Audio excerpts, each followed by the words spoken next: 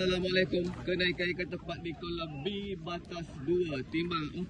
Bangun bang. Macam-macam juga. Okey, nak gambar. Ingatkan. Okey. Gelang ada? Ada. Stiker joran? Kawasan anda. Ada. Terakhir. Jangan ketuk. Betul. Yok. Ketong. Ketong. Okey, nombor joran 726. Siri yang ke-7. Berat ikan tepat 3300 timbang 4. Betul bang? Betul? Kanan lulus. Lulus. Lulus, kiri lulus. Lulus. Lulus, budak kecil. Lulus. Lucu. Assalamualaikum. Kenaikan ikan tepat di kolam C batas 3 timbang nombor 6.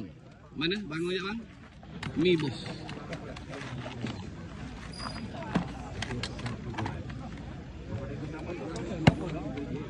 Okey, nak ambil. Okey, gelang ada bang? Gelang. Gelang ada. Stiker Lulus. Duduk lagi. Lulus. Duduk lagi bang, duduk lagi bang. Mujah bang kau selalu je. Belum lagi. Okey. Nombor joran kod 301 siri yang ke-7. Berat ikan tepat 3300 timbang nombor 6. Betul bang? Kanan lulus, FYP lulus. Lulus. Assalamualaikum. Kenaikan ikan tepat di kolam B batas 2 timbang 4. Abang ni timbang ni. Okey. Ikan apa? Ikan Roni. Roni mana Roni? Okey, gelang dia. Ada ikan 3300 kemudian 0301 mata Okey, sini. Nombor joran 188 siri yang ke-7. Berat ikan tepat 3300 timbang 4. Dah? Huh? Kanan lulus? Kiri lulus? Beres. Lucu.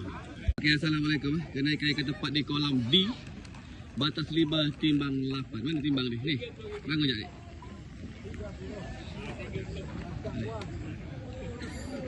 Okey. Ni ikan siapa? Ayah. Ayah. Mana ayah? Mana ayah? Ha, saya kenal ayah ni. Stiker dia. Turbo stiker. Turbo bahan. Gelang tak ada? Gelang ada. Abang, apa kita duduk gini? Okey. Okey. Nombor joran 255 siri yang ke-7. Berat ikan tepat 3300 timbang nombor 8. Okey, nak tengok kanan. Lulus? Lulus. Kiri lulus? Lulus belakang? Lacar sekali timbang 8.